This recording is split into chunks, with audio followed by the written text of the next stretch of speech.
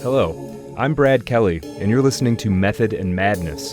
This is a show about books, the people who write them, and the labyrinth to be explored between the words.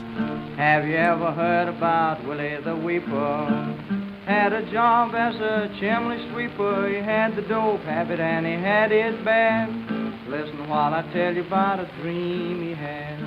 I'm joined tonight by David Simmons. He is the author of the acclaimed Ghosts of Baltimore duology, and last year released a work of psychological/body horror called ERADICATOR, which we're going to talk about. He was also kind enough to slide me an early copy of his upcoming short story collection, FETTY on the Switches, which you can now pre-order and is slated for release in June. Really, I enjoyed the hell out of ERADICATOR. It's unpredictable and intense and compelling, and you know, David created one of the strangest monsters, I guess you'd call it, I've really come across in a long time. I'm excited to talk about it. Just a really great book, fun, full of unique characters and situations. David, thanks for joining me. Really happy to be talking with you. Oh, Brad, thank you for having me on, man. Thanks, man.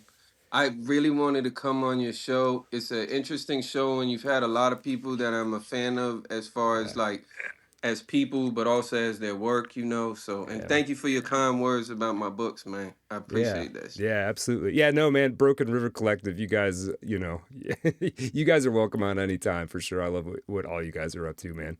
So, give us, I thought I would try to explain ERADICATOR, and then I thought, you know what, I bet David's got a bit of a sales pitch / elevator pitch. Tell the people, what is ERADICATOR?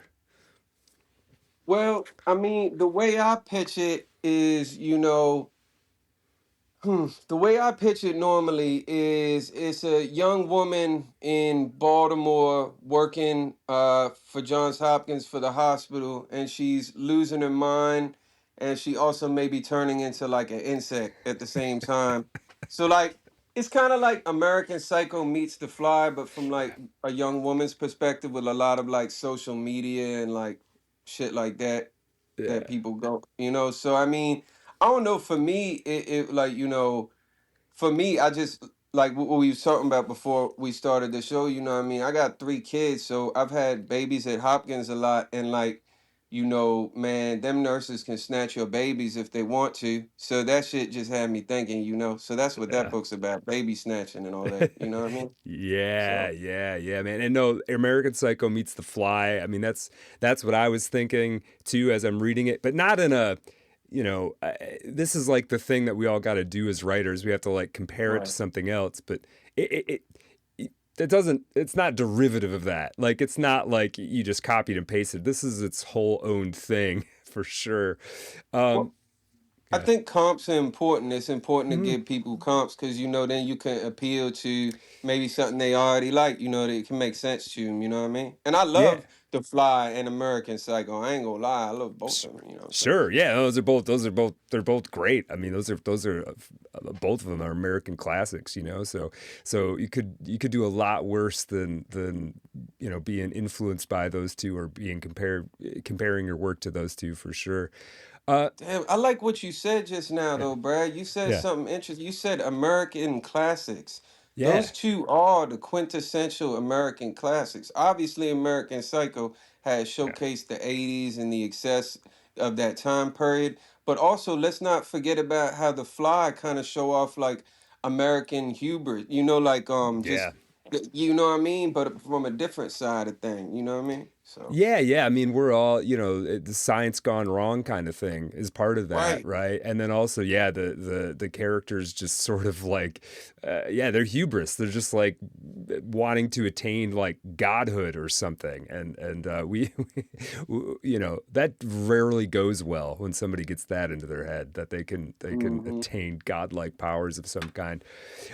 You mentioned the sort of the social media stuff we woven in here too, and I want to just give you some props for the sort of some of the things you're doing structurally in ERADICATOR, because I think it would be a good book, a compelling book, if you just straightforwardly told this story, right? Because you've got all of the parts and pieces there to make this compelling and make me want to go from page to page.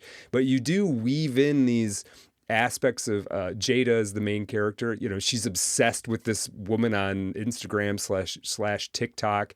She's constantly got these sort of random factoids that she knows that she has clearly taken from scrolling the internet. And I just loved that because I feel like that's how we, in some way, a lot of us live that way now. Not necessarily obsessed with celebrities, but I realize, you know, reading this, I'm reading this book, I read half of it, and then I go and I scroll my phone for half an hour. We're all sort of living in that. We're all living like that now, and I think it's good for books and stories to reflect that to some degree. And I think you did. I think that added this very cool layer to this book that made it feel super contemporary and alive. So I want to just give you kudos on that. Thank you, man. I Yeah, mean, I've heard people say things like they hate how social media can be you when it's written in books, right? Like it hmm, just can make it seem like I don't know, could just kind of cringy, but sure. I I I had to do it and I felt it was so important because I think if you actually take a look at your life, like if you go out with your wife or your friend or your kids or whatever, and you actually would have like take into account how many times you pick up your phone when it isn't an alert on your phone and you just Hmm. scroll aimlessly. You get like a couple horrible pieces of news, a fact, and a couple people you used to go to school with either doing better than you or worse than you. You feel me? Right, And right. like that, you do that hundreds of times per day. So I think it would be inaccurate to write a book that takes place in present day without having a character do that all the time, unless you Yeah. gonna make part of the book be that there ain't no social media. You feel me? Right. Yeah, yeah. If you're not going to include it, like you have to have like a reason that makes sense. Otherwise, you're just avoiding dealing with something that's very, very, very real. You know, it's like, Mm-hmm. yeah, it's I think Kurt Vonnegut said something like a book without technology, a modern book without technology in it is as silly as a Victorian's writing a book without sex in it. Like you're just Mm, pretending that it's not there, so you don't have to deal with it. It's probably, you know, you're skirting around the issue in some way, I think. Um, mm-hmm. yeah. I wanted to, you know, I don't want to spoil Eradicator because the buildup is crazy and intense, but I like to ask writers this sometimes about their work. When it comes to Eradicator, can you remember what like the first thing you thought of or came across or whatever that ended up in this book? It might have been an image or a person or a concept. Do you remember like what the first germ of this book was? Yeah, bro, I ain't gonna lie to you. I'm easily influenced by authors that I really admire, right? And I Yeah. had just gotten a book by an author named B.R. Yeager. He wrote Yeah. Negative Space and he wrote a collection called Burn You the Fuck Alive, right? Yeah. And then I was reading Burn You the Fuck Alive and it was strange. It was the first time, well, maybe not the first, but it it it was a time where I read a book that made me feel like high, but not like in a good way, like all strung out. Like, you know what I'm saying? I don't know. Right. It made me Right. feel uneasy. It made me feel Yeah. uncomfortable. It was frantic. It was paced in an unusual way. It made me feel different. And I said, I want to write a book that makes somebody feel uncomfortable and anxious from the beginning to the end. So my goal was to create that type of feeling. So for me, it was a feeling. I was like, I'm gonna just make this person seem like they're going through a lot of discomfort in every way, physical, Yeah. mental. So for me, it was a feeling.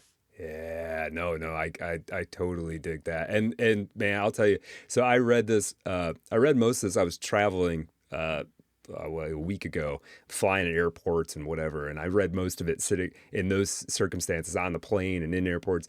And man, I'll tell you, like every few pages, I would just kind of set it down and go, Jesus Christ. It's Good, a lot, man. man. Yeah, and I knew that's what you're going for. That's what you want in this kind of work for sure. And it escalates in this way that's creepy and unsettling and ultimately, you know, terrifying. I and yet it all works, I think, because Jada is such a great character. Like you end up kind of, you end up being me as a reader anyway. I ended up being scared of her and also feeling kind of bad for her, not in a pity party sort of sentimental way. Just like this woman's going through it, man. But also, please don't come near me. And the Like, thing is, at any moment when you hold the door for a lady walking into the 7-Eleven, she could be going through that. You know what I yeah, mean?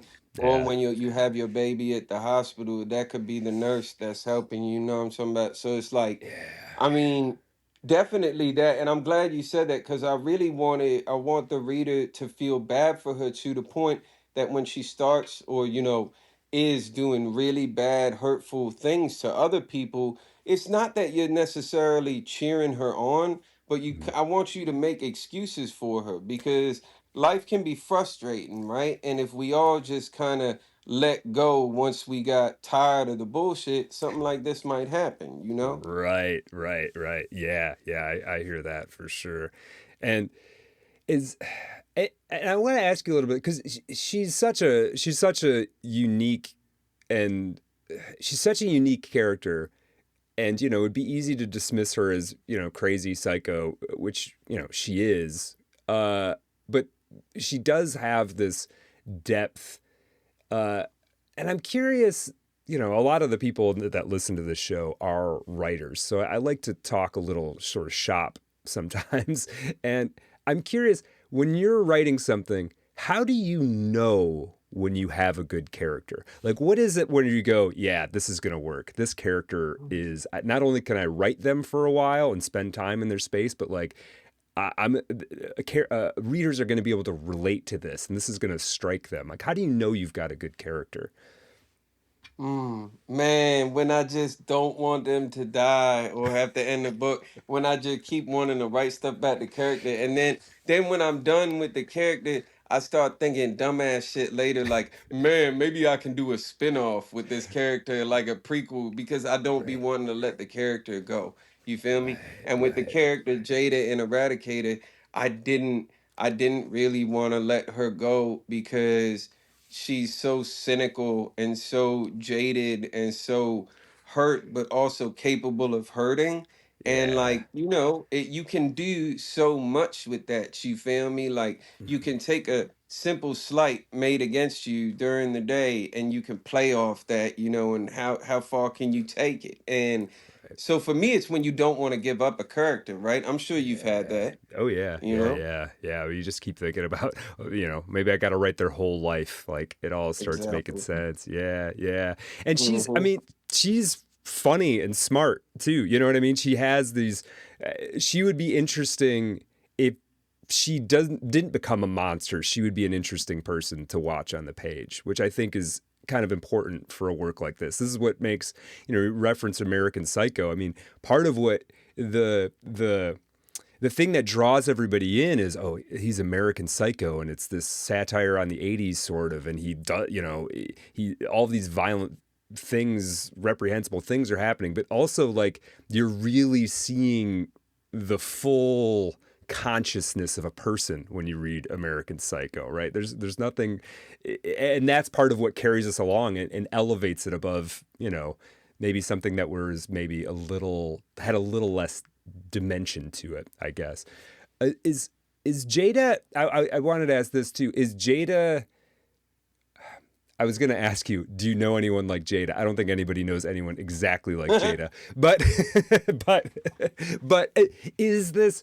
Do you draw some aspects of her from people that you know? Maybe not the psycho killer part, but like some parts of her from people that you know in real life. Yeah, yeah. A lot of her factoids and anecdotes and little limited bits of personal history are things people have told me. I worked in healthcare for years, Okay. and people will share stuff with you that they should never share with you about stuff like, I don't, you might just be trying to talk about something else health related, and somebody might just start telling you about why like their kids in prison and like things like that, And people, they like to put their darkness on you, you know what I'm saying? So a good way to get it off you is you put it in the right and then you give it to somebody else, like that movie The Ring, where like if you don't Yeah. watch the video, you watch the video, you die in 7 days. Yeah. So with all these years of people giving me like this negative energy, I just put it all together and put it in one person in a character, kind of like a cursed character, a cursed Right. book, right? Right. And so a lot of the things that she went to, like there's a story in there of a wedding where where she puts they put all these beta fish in a vase, right? These children do, and they all kill each other because they the fighting fish, and that's a true story. You know what I mean? Like so, Okay. like a lot of just things that happen to her, the drug dealer she goes to see, the interactions, her friend, like these people, like I work with women in healthcare, man. They're mean to each other and they're very like shady and they're very competitive and I don't mean to sound like I don't know, chauvinistic or whatever it Right. is. It's just the truth. But Mhm. women be talking hella shit about each other at the job in healthcare. And they be friends one day, but they talk about the other girl when she leave out the it's terrible. You know what I Yeah. mean? Yeah. So like I took a lot of the stuff that these women be saying about each other at work and I put it all in, on one character or against one character. Like how she be getting ignored like shit Yeah. by and treated badly by her coworkers. What if I told you, what if I told you there's a girl I know right now who work in healthcare who they treating like they gonna treat her like that tomorrow? Right. She gonna Right. be getting treated just like that tomorrow. She's gonna come in and try to start telling everybody something and they all gonna cut her off or pretend that they not, you know what I mean? Like Yeah. pretend that they interested type shit. Yeah. So Yeah, no, this is, I mean, this is part of what made her such a full character too, because you can tell sort of where she's at in the pecking order, and people think she's weird, but when people say that she's weird, you do kind of feel bad for her when that happens. You know, there's some sympathy develops there as a reader.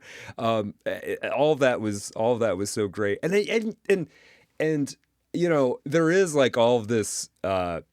There is like a lot of chatter about men not being able to write women or whatever.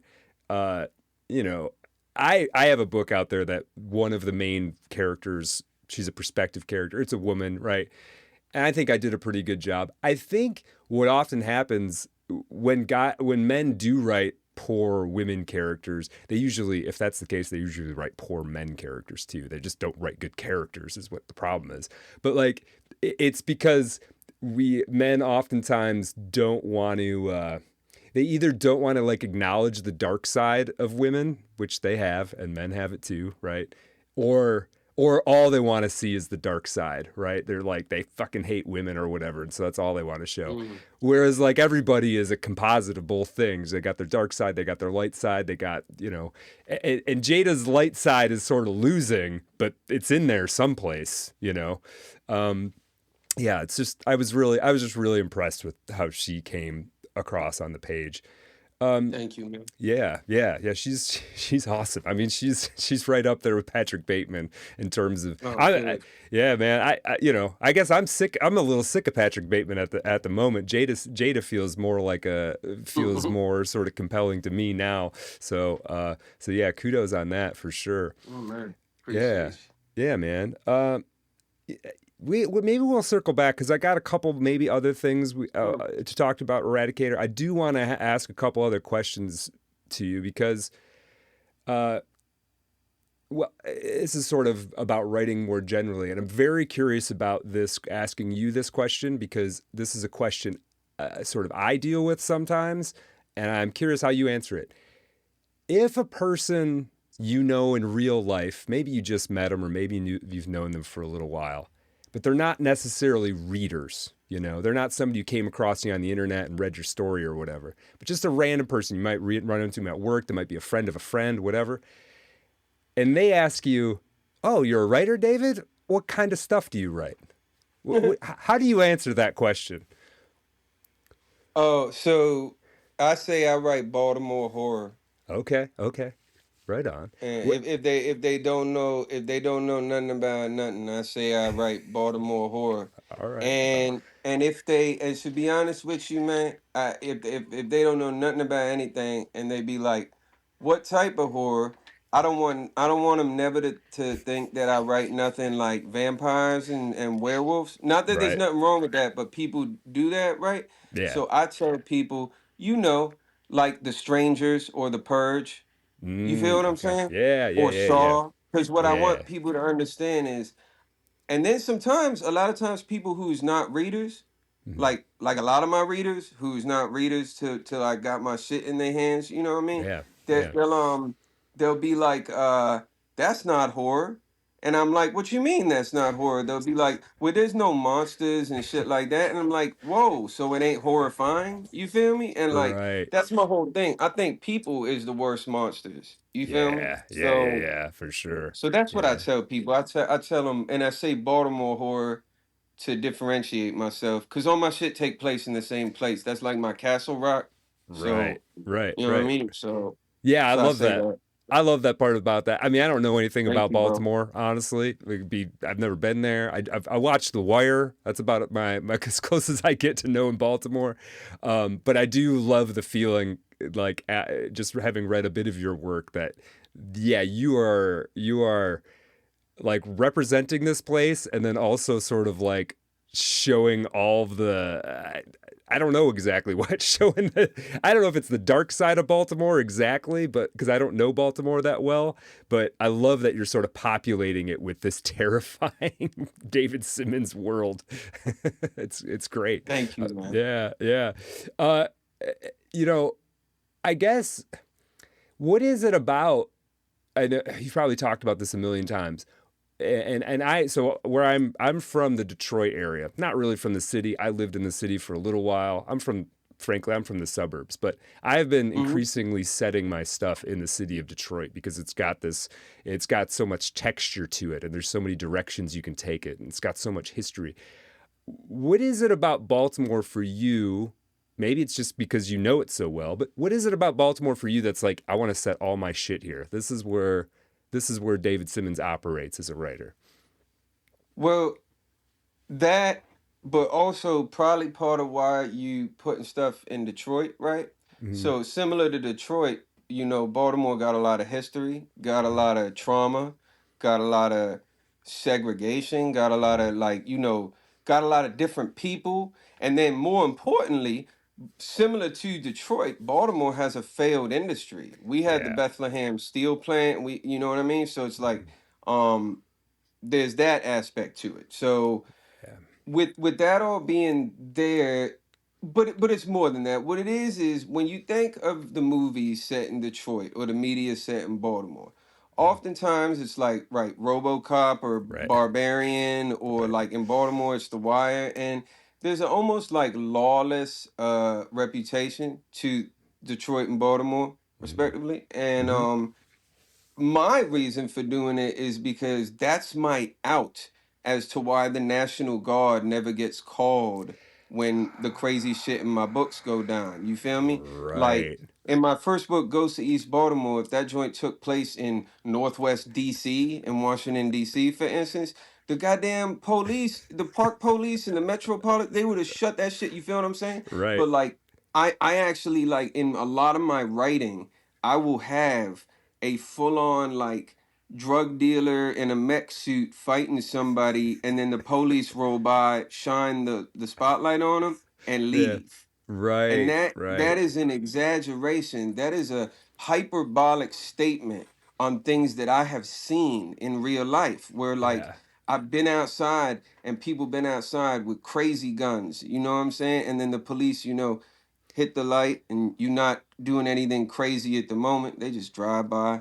You feel what I'm Yeah. saying? So Yeah. it's Yeah. like Yeah. shit like that, just crazy, crazy lifestyle. And so that's the exaggeration of that. You feel Oh me? yeah. No, I love that. That makes perfect sense to me, man. Because yeah, it's like the cops don't show up until it's too late to actually do anything about it, right? It's Also, bro, it's how can you not write about Detroit when like The Crow was in Detroit, and right. like, you know what I mean? Like Yeah. obviously they set the Crow in Detroit. I mean, this is a perfect city for that. Like, if Hmm. you're not gonna put the Crow in Detroit, you gotta put it in Baltimore. You feel Right. me? And if you're not Yeah. gonna put it in Baltimore, you gotta put it in Philly. And after Right. that, there's nothing left. You Yeah, feel yeah, me? yeah, yeah. So No, that sounds exactly right, and I think those are maybe I haven't been able to sort of consciously name them, but I think that's why I'm starting to put more and more stuff there because you're right. There is this way in which you take, a handful of the cities in America that are sort of failed economies, and just putting them there is sort of a statement in and of itself. Because yes. I'm sure there's streets in Baltimore that are like this. I know there's streets in Detroit that are like this. If you go down and we're like, oh, this is what it looks like when the world ends. Is Yeah, this what I'm see, looking at? people don't understand that. People don't, they really don't, because Mm-hmm. like you could be from like Chicago, which has rough parts in it. It Mm-hmm. does. But see, the difference with Chicago and Detroit per se, or Baltimore, is, and I know this about Detroit, y'all similar to Baltimore have tons of vacants, abandoned Yeah, buildings and shit. yeah, Now, no matter how bad Chicago or LA or whatever or DC is gonna be, you're not gonna have abandos and yeah, vacants and bandos because the real estate worth too much. So people don't understand that whole drive down a block and it looked like the end of the world. I'm not talking about dudes hanging out on the corner and selling drugs. I'm yeah. talking about whole blocks where there are no people and just houses Right. are like eating Yeah. fucking chunks out of them. You feel me? Yeah, yeah, and if you do see somebody there, they're scary as hell. Yeah, because they Yeah. going back to nature just like the buildings. Yeah, You feel me? exactly, exactly. Yeah, man. Yeah, yeah, man. No, there's a city in Detroit. There's a city inside the city called Highland Park that is got a lot of it's abandoned. It's like an abandoned house swollen up to the size of a town essentially. And I did some work. I do engineering work out in the field, right? Drilling Mm. holes for stuff, and we were figuring out where this water main needed to go. So we're in Highland Park, and I mean we got mobbed by a pack of like stray dogs, right? Just Dogs. there ain't nobody around. It's 4 or 5 That's fucking rabid dogs crazy. came after us. What the Um, fuck? so and there is nobody around. I mean, you could holler, nobody's gonna hear you. There's nothing out there. It's the The Walking fuck? Dead out there, man. So Yeah, they don't yeah, know about that yeah. shit. People don't know about that. That's why you gotta set your rightness and shit like that, Yeah, yeah, right? it's You it's know it's what I cool. mean? It's cool, and then the whole lawlessness thing too. On top of that, fuck, man, me and some buddies of mine who lived together when I lived in the city were just talking about we got home invaded one time. Not everybody was home. I was living with like 7 other dudes, right? This is like my early 20s, and we got home invaded, and I wasn't even there, but I came back in the morning, and they called the cops or whatever once this guy left and stole whatever he could steal, and the cops didn't come for a good 3 hours. And then when they did, their only response was, well, why didn't you shoot him? And in hindsight, we should have, somebody should have. We were apparently not equipped to do that. But I just thought that was crazy that the response was, well, why didn't you shoot him? It was like, they That's were like, right. they're like, why are you bothering us about this? Detroit's in Michigan. Your gun laws are different than Yeah, Maryland. You guys yeah. got really lax gun laws, don't We y'all? do, we do, yeah, yeah, yeah. No, Yeah, yeah. trust me, We that wouldn't go down that way now if that happened to me now. But right. I'm tucked up I'm tucked up in the burbs, luckily enough. But yeah, Yeah. yeah, these places are interesting, man, and Yeah.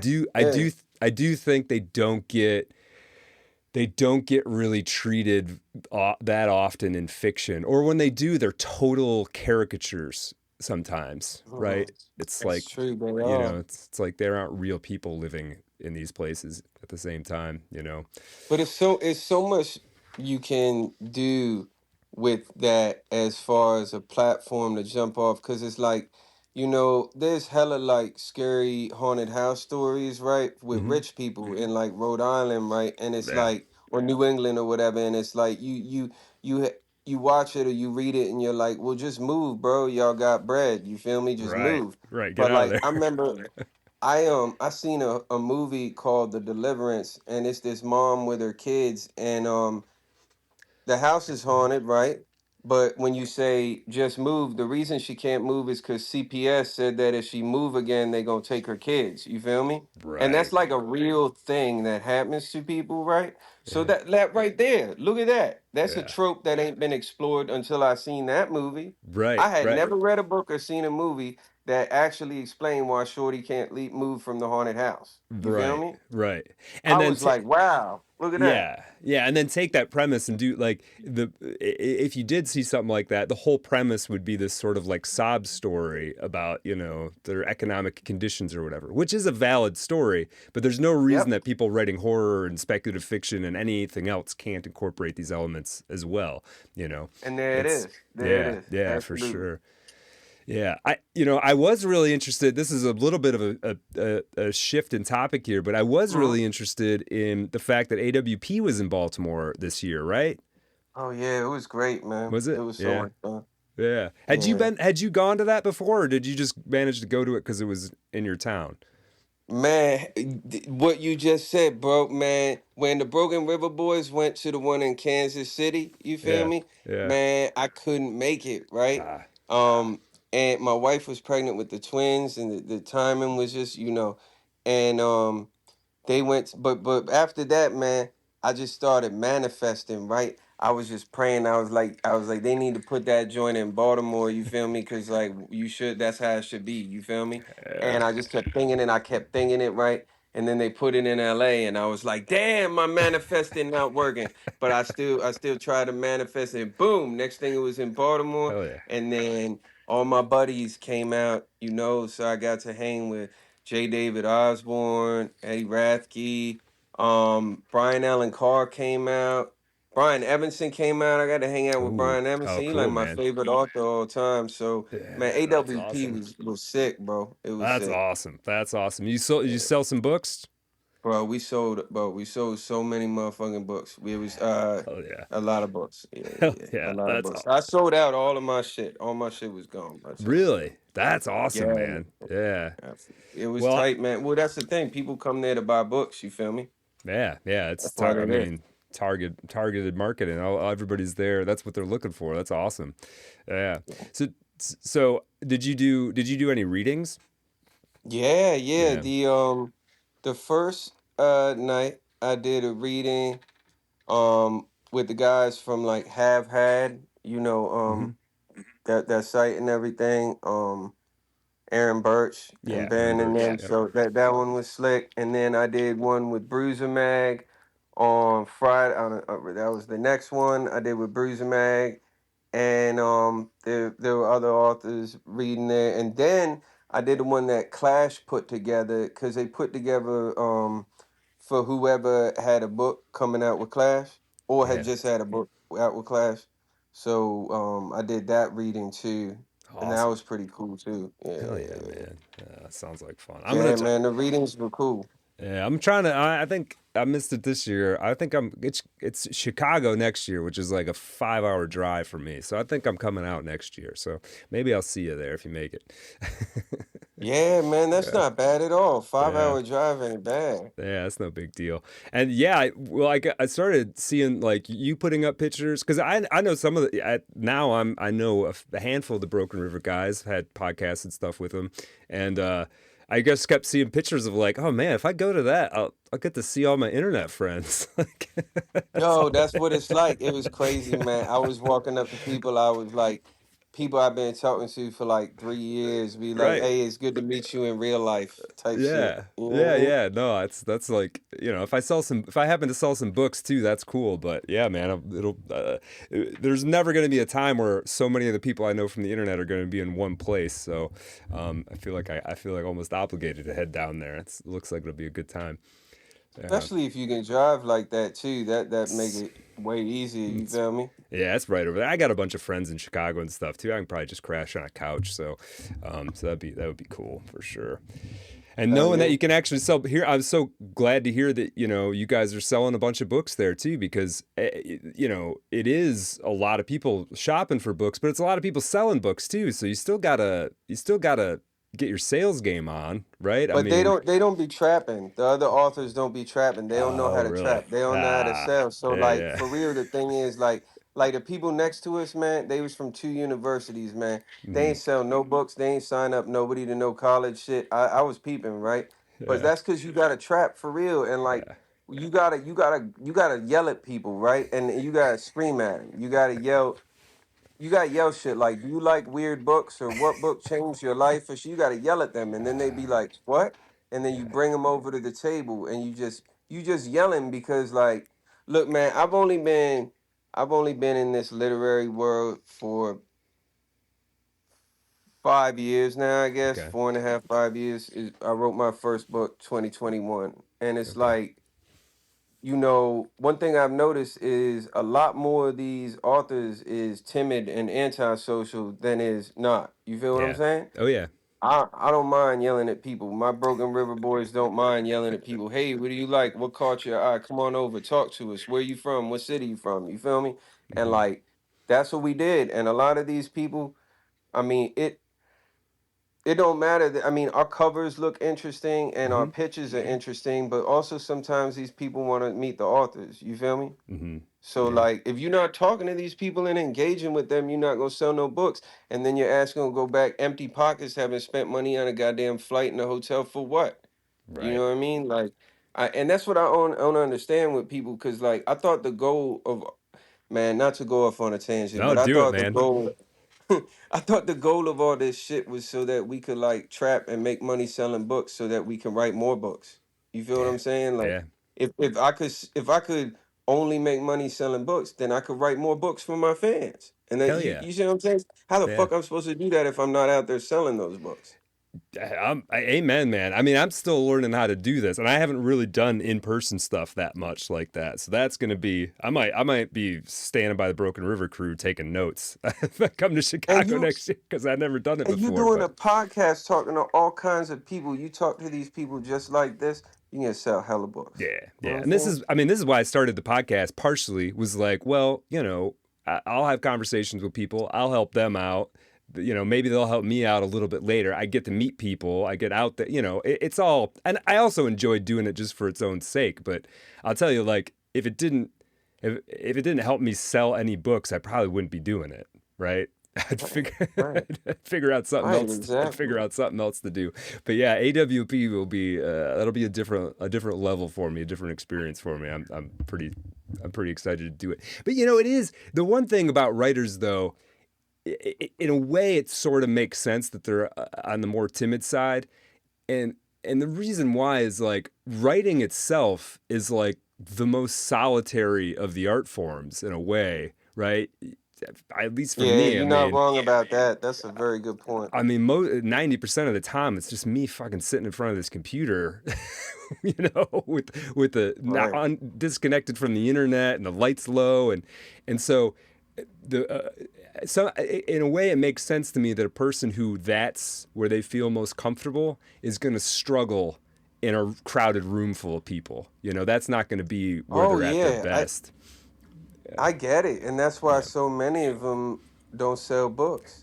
And I'm right. not I'm not knocking the person Yeah, for who they are, but sure. if you want to sell books and get out of the red so you can make that money for your flight back and all that Yeah, shit, yeah, that yeah, you gotta do it. You gotta get uncomfortable. And I mean, I've seen people that's not comfortable with talking to people become comfortable. You know yeah. what I mean? You know what I mean? Like especially when you at a place like AWP. Like, come on, man, these people is readers. They want, who else want to hear about your book? Like, I Yeah. don't know about you, man. I don't know about you, man, but like, but not everybody want to hear about your book in the street. You know what I'm saying? No. But these people do. You feel Yeah. me? Yeah, So 90% of people. This is why I asked you yeah, that question earlier. It was like, what do you tell people, random people? Because I had a lot of uncomfortable conversations where people, they're like, what do you do? And I'm like, I'm a writer. And yeah, you get into the shit. And then the first thing they want to do is they want to tell you all the books that they read. They're like trying to prove to you that they can have it. man, It's always, at yeah. least you get that. You know what I really get, yo? Like Yeah. for real, you made me think about it. I've been thinking about that question since you Yeah. asked it. Just last fucking weekend, it was me and my wife's anniversary, so we got a babysitter for the kids, and something came up where my daughter was like my 4-year-old. She was like, can we watch Ghost Man to the babysitter? And that's Scream, right? The Scream movies, right? Oh, And okay, the yeah. babysitter's like, no, you can only watch Disney. And my wife's like, yeah, Disney, you can only watch that with your dad.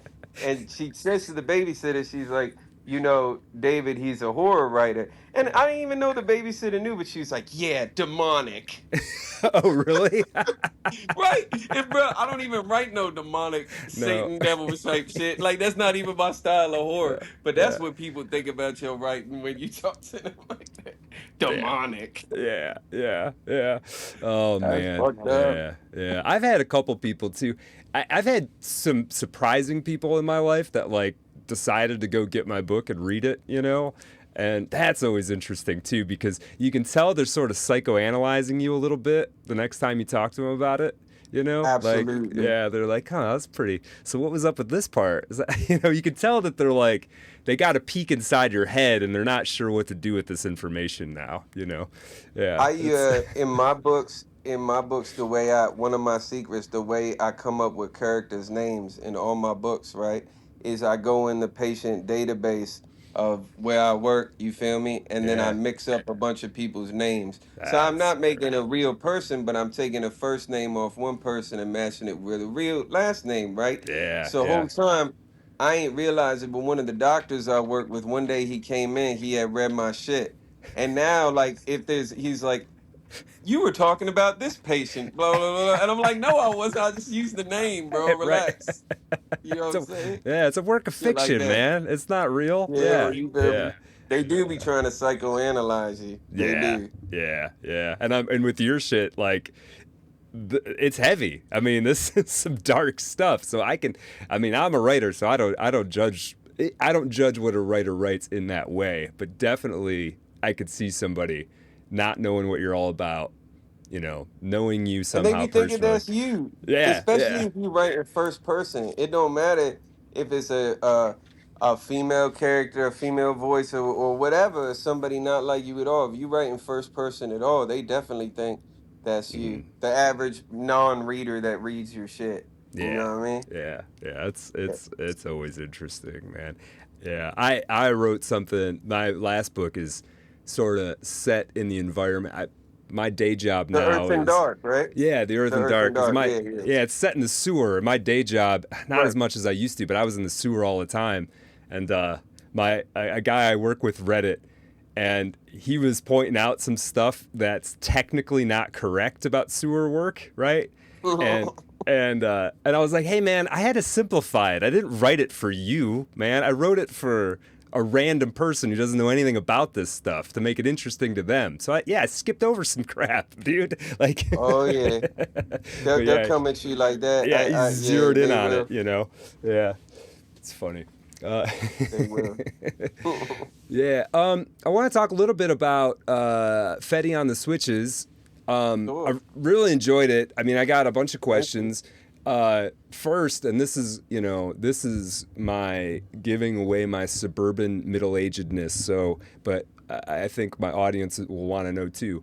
Before we talk more about the book specifically and a couple of the stories in there, what is FETTY and what are switches? Yeah, so Fetty is a euphemism for or what not or whatever the slang term for fentanyl. You know Oh, what I mean? okay. Yeah. So Fetty is fentanyl, and switches are something called a binary switch or an auto sear, which Okay. is a device that you can put on the back of a Glock, and they're very cheap. They're under $100. You can put it on the back of a Glock, and it can make a Glock automatic. So instead of having to pull the trigger every time, you can empty a clip. You can get an extended like 30-round clip for a Glock, and you Yeah. can empty that clip in under like 2 seconds, or mag in under 2 seconds, not Yeah. clip. All right. Yeah, man. I've seen those YouTube videos. Yeah. Yeah, you know what I'm talking about. It's just Yeah, intense. exactly. Yeah. Yeah. Right on. Yeah. Right on. So one thing I was curious about in this short story collection coming out, I think it's June 30th from Clash Horror. Is that correct? Yeah. Yeah. People go out there and pre-order it. Pre-ordering really helps it helps Clash understand how what the appeal is and how many people out there want the book, and helps them plan things. So definitely go out and pre-order this if you're Oh hearing this, yeah. and since we've talked about it's definitely. If somebody likes Eradicator, I think they're gonna like Fetty on the Switches for sure. Was I was curious about this in terms of short stories. Was it I'm gonna sit down and write a book worth of short stories, or is this kind of like pulled from various times in your writing career? Is this like a retrospective of David Simmons' short fiction career so far? Little bit of both. Short Okay. story is my favorite medium to Okay. write. This is more so I wrote three full-length books because people kept telling me that it's harder to sell short story collections and get them published. So Right. write a novel or first or whatever. But I prefer short stories because I have a short attention span, and I think the world does too. And I just think also, I like performance, so like I like short stories because they're fun to perform and shit like that. Sure. So, Yeah. for me, it was, but at the same time, yes, a lot of those short stories in Fetty are things I've had published, by like different publications online or press, or, you know what I Right. mean? And Right. some of them are new, and some of them are never released, and shit like that. Right on, right on. Cool. Yeah, yeah.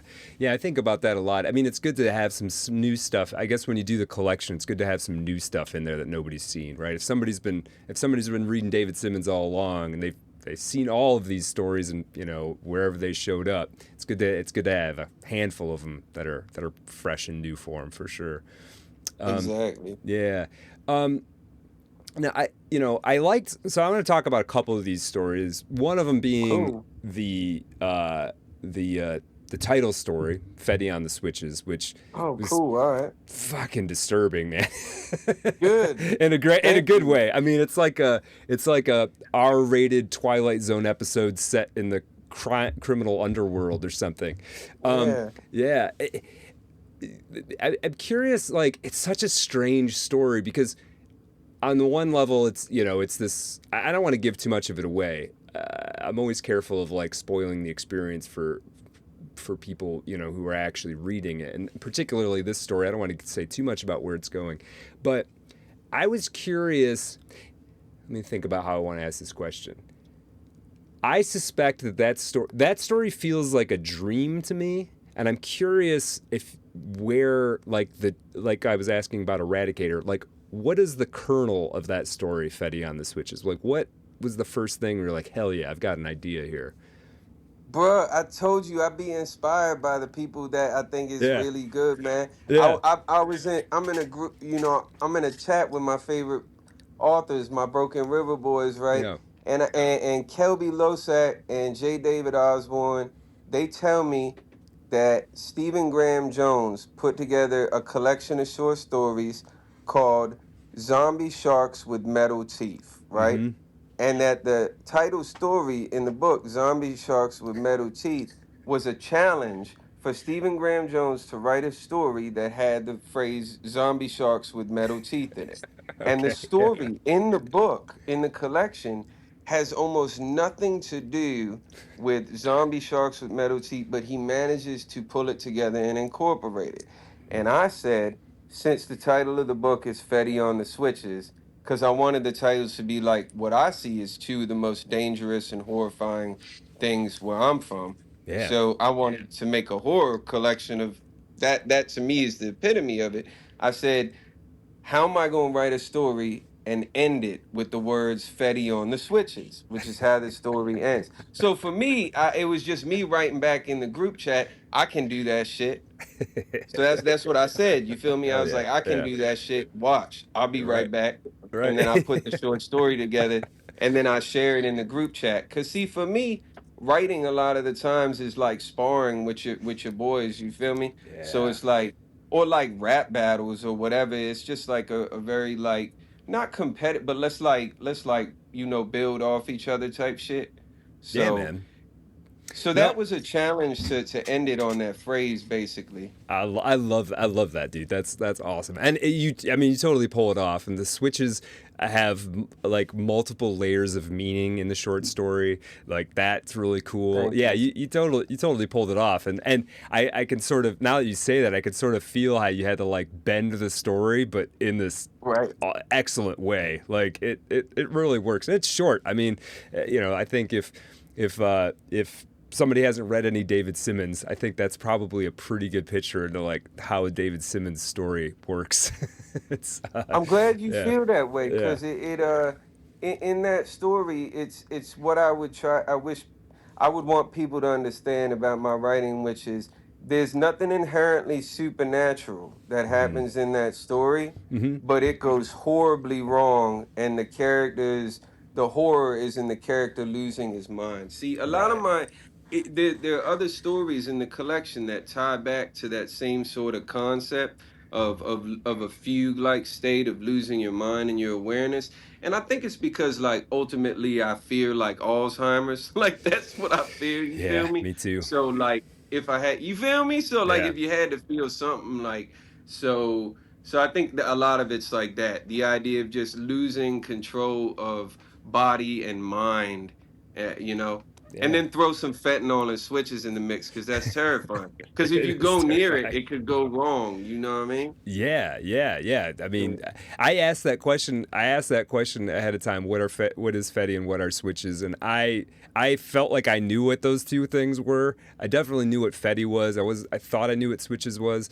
And when I was opening that story, I had it went a totally different direction than I would have anticipated from the title, but also totally satisfying to the title too. So, Thank you, yeah, man. yeah, I dig it. I love, and this is something that's cool about the short story thing. I love that you're like, okay, I'm going to give myself this sort of limitations slash challenge, and that's what's cool about the short story is because, you know.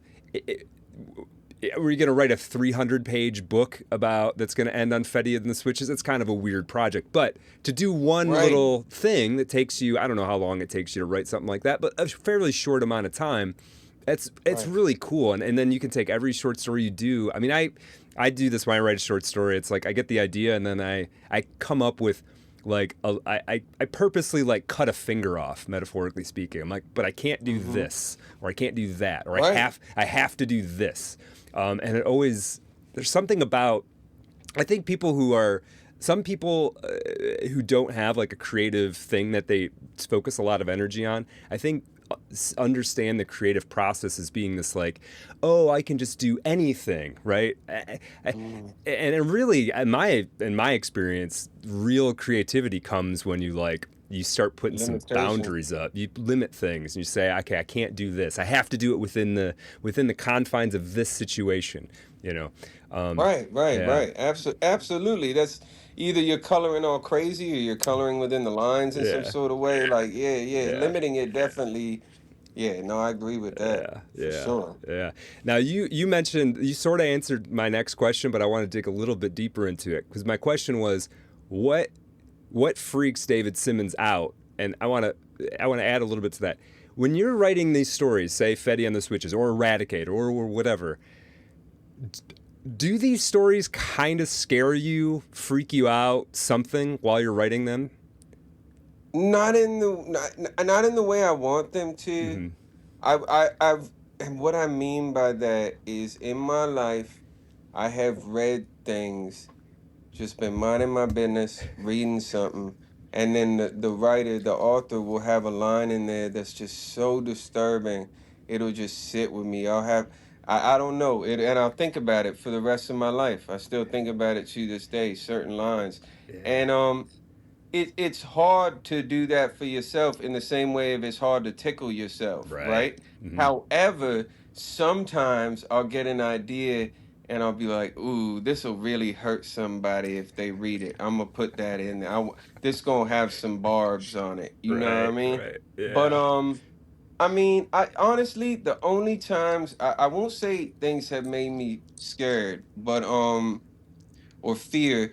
But for an example, in Eradicator, when Jada is explaining how nobody asks her how her weekend was, and they're always talking about their weekend.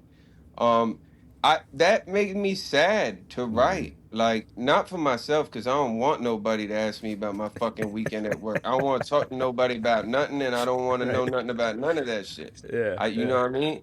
yeah. But there are people at work who do want Mm, to share and be shared with. And something like that can make me feel sad. Actually, when I'm trying to write wistful or earnest shit, that yeah, can make me feel a little sad, a little blue, you know what I mean? yeah, But not scared or anything, or yeah. grossed out or anything. Mostly Right. that. Right Yeah. on, right on. Yeah, and I like that you brought up the sort of earnest, wistful kind of stuff because the next, I want to talk a little bit about the, I think it's a story that might even be the story that comes right after Fetty on this, which is Whole Time, Oh, which I love that story, man.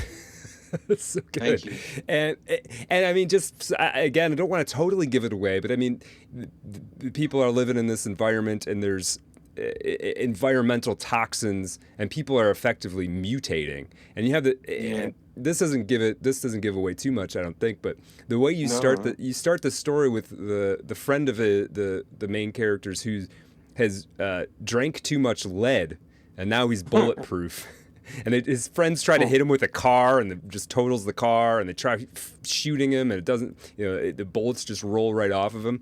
And it's this weird sort of like demented superhero origin thing. It's great. It's super entertaining. I've never really come across. It had a bunch of unique images in it. I really liked it. But then it goes into this other territory that does become kind of sweet, and but also, in a way, him and Sheila, it turns into this kind of disturbingly sweet moment. And I just loved that I felt like I saw you operating on a different register than I had seen until then, and I thought you just did it really, really, really well. So yeah, I guess I just wanted to salute you for that story. I think it's really good.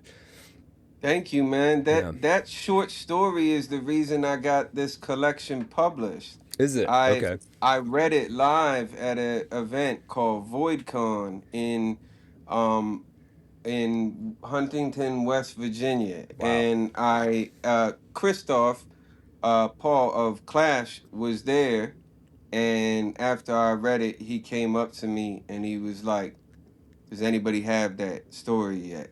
And I was like, "Nope. What we trying to do?" And he was like, "I want to put your collection together." And I was like, Awesome. "Bet," because I Yeah. wanted to put a joint out with Clash. Hell So yeah. it Very was cool. perfect. Very cool. Yeah, and Yeah. I could see that. I could definitely see that happening. I got a feeling this is like Baltimore slang that I don't know. What is whole time? Well, I would like to say it's Baltimore slang, but it Mhm. is more Baltimore plus the DMV, like DC, Oh, okay. Maryland, Virginia region. It's all of that. But whole time is more of like a placeholder in conversation. Like whole time, I might just be saying something to you about what the phrase whole time means, but whole time I just don't really, it's like, have anything to say, so I'm using some type of filler Okay. whole Okay. time. You know what I'm saying? Whole Okay. time. All right. You know what I mean? So, All right. All like right. that. So yeah, All right. All right. I could dig that. you know. Right on. And Yes. the reason for the story being that is because that guy you're talking about who's bulletproof from drinking too much lead tap water, Yeah. that man, that's based on a real dude. That's my best friend Daryl, right? And he don't mind me saying this on here. And when he listened to this, it's gonna be funny. But like that story come from him because like this is gonna sound crazy, man, but like he used to like he's a very well known tattoo artist around Okay. here, right? And like he used to be in his shop tattooing people, and like he would say to women, he'd be like, "I drank so much lead growing up that now I can't get AIDS. I can't get sick. I don't have to use condoms." And he would say that to like women all the Right. time, and they Right. would like smile, like they wouldn't get offended, right? Right. It was weird, right? So I told him one day, I was like, "That's hilarious. I'm gonna put that in a short story." He was Yeah. like, "You gotta do it." So like a lot of shit it comes from real life type shit, you know what I mean? Yeah. Yeah. And Yeah. look, he does have 8 children, and you know what I mean? So and he not dead. You feel me? So Right, like, I don't right. know, man. Maybe the Yeah. lead did help him. You know? Right. Yeah, I guess so, man. You never know. I love that they Yeah. just drawing stuff. I have a lot of stuff like that too, where it's like, yeah, you hear somebody say something and you're like, man, I would have never come up with that. Exactly. But Then I'm you gonna gotta take it. build on it. Yeah, I'm gonna take it. I'm gonna build a whole thing out of it. Yeah, yeah, for sure. Oh yeah. So yeah, to the audience, if if you're looking for something that's like a psychedelic Lovecraftian mutation environmental horror love story, and it takes place in about, I don't know, 6 or 8 pages or whatever it is. The whole time is a great piece by David for sure. Um, Man, thank you, man. You yeah. do some great comps and shit for my shit, man. I gotta remember what you said, man, so I can say that to people. You know what I mean? Yeah, yeah, yeah, Real talk. for sure. Well, yeah, man. I mean, it's genuine. I really liked reading your stuff in the last couple of weeks, man. It's been a lot of fun. And Appreciate you, man. yeah. I guess as we kind of start to draw it to a close, I'm gonna throw to you the one kind of question I ask everybody, and I emailed you about Sure. this. A Yeah. lot of readers and a lot of writers in my audience, and I'm always looking for, books that were important to my guests. So, what are 2 or 3 books that are really important to David Simmons? Yeah, man. So definitely Our Blood in Its Blind Circuit by J. David Osborne. This Ah, is such an important short story collection because I read it before I ever started writing, you feel me?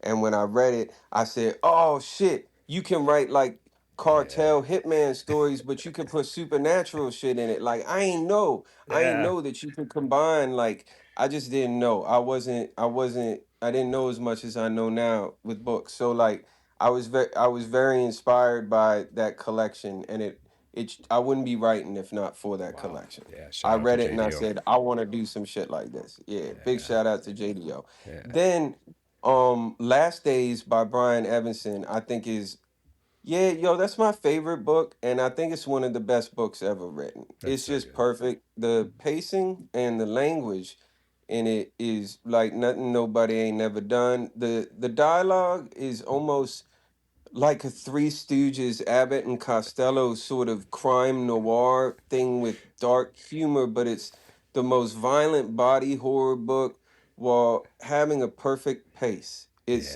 It's perfect. The pacing is perfect. I've yeah. never the only thing I can compare that book to is in rap music, some rappers have perfect breath control. They can hit Mm. raps perfectly and just their breathing is just in between their bars, so like it just sound perfect, and that's what that book is like. Yeah, no, I like that. I like that. I never thought of that comparison, but I like that. Yeah, there is You something feel what I'm about saying?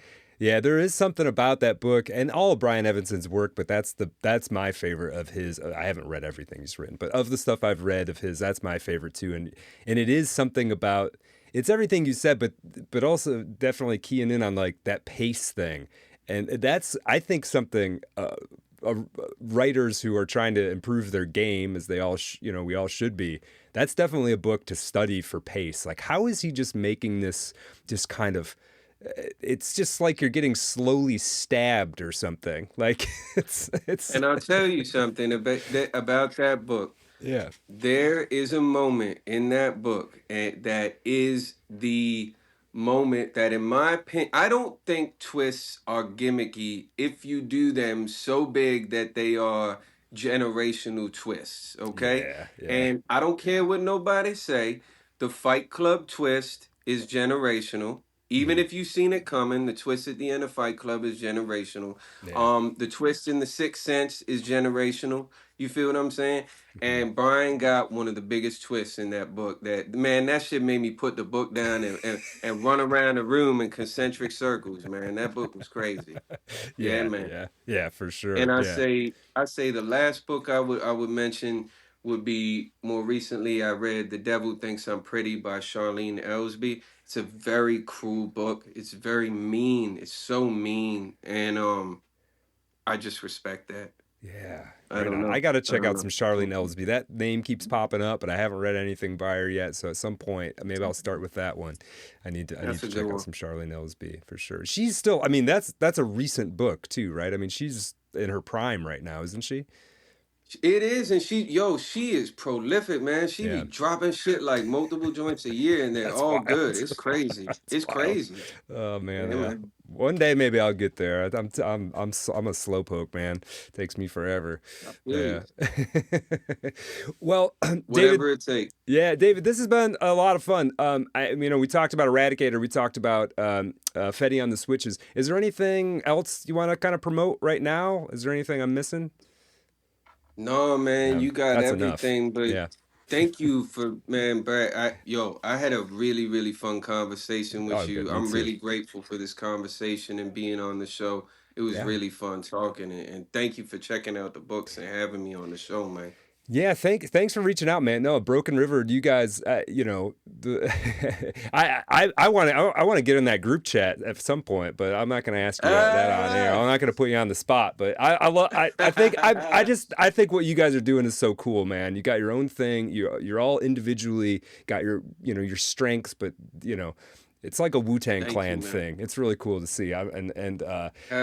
I think especially as we're like, as like traditional publishing is sort of like dying and all the talent is trying to figure out how to make something like a career of this, what you guys are doing is a really different, interesting approach that I think there's a lot to learn from people like me. So I appreciate you, David. I appreciate what Broken River's doing for sure. Thank you, bro. Yeah, and let's be in touch, and I'll definitely when Fetty on the Switches gets closer to release,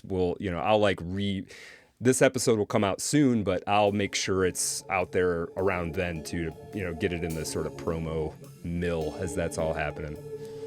I appreciate you, bro. Thank you, man. Appreciate you, man. You have a good night. You too, man. Yep, thanks. Talk to you soon.